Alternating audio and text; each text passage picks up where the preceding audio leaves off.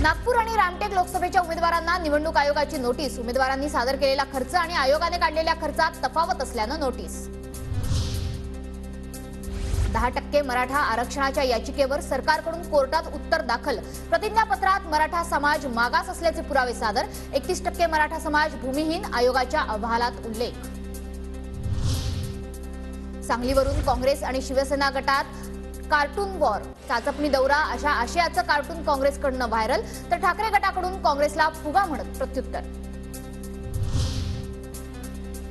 शरद पवार पुणे जिल्ह्यात दुष्काळ पाहणी दौरा करणार। पुरंदर आणि बारामती तालुक्यात पवारांचा पाहणी दौरा।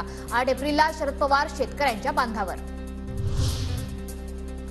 सुनेत्रा पवारांकडून बारामती मतदारसंघातील अनेक मंदिरांमध्ये दर्शन। खडकवासला, धनकवडी भागातील नागरिकांच्या भेटीगाठी।